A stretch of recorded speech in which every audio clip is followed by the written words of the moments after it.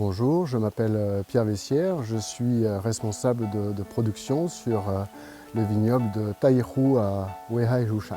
Je suis responsable de production sur tout l'aspect viticole et œnologique de la fabrication du raisin jusqu'à la fabrication du vin.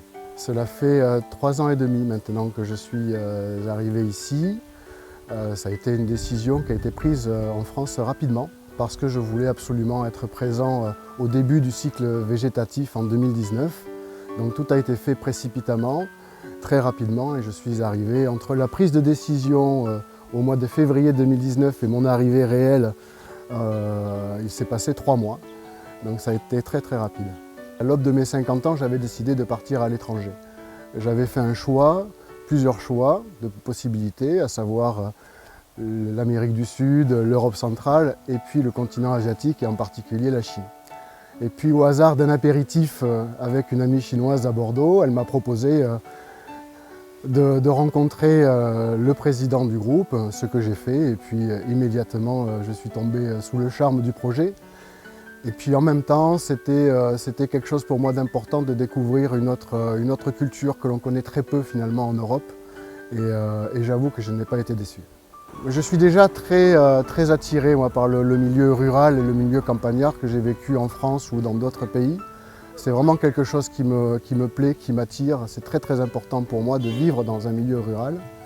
Et ici, j'ai trouvé vraiment un environnement très particulier qui me rappelait la vieille France, la vieille agriculture française, mais une belle agriculture française, très traditionnelle. Quelque chose qu'on a perdu un petit peu de vue en France et que j'ai retrouvé ici, à travers les mentalités, à travers cet attachement à la terre qui pour moi est très important.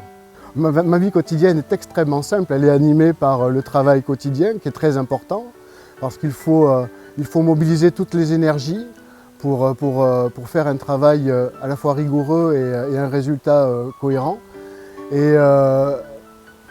Et cette vie, elle est très simple. Moi, elle me suffit amplement.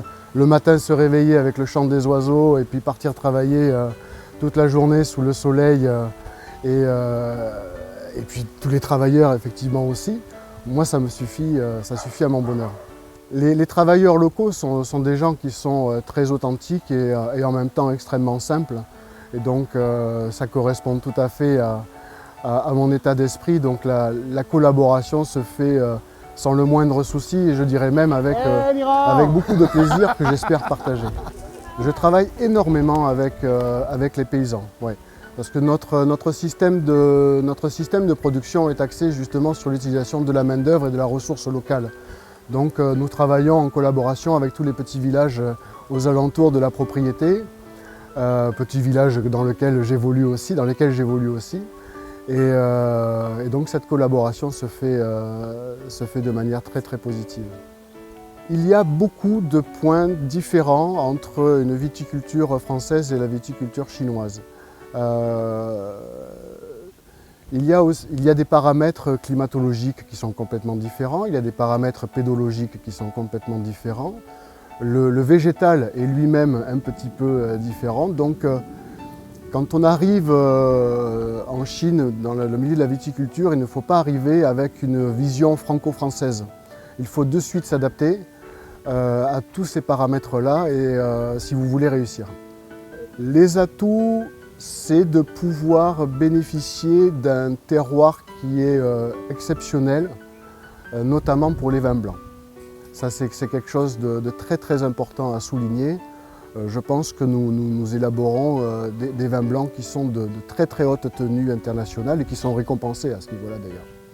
La consommation des Chinois en matière de vin, elle augmente au fur et à mesure des années qui s'écoulent et puis au fur et à mesure de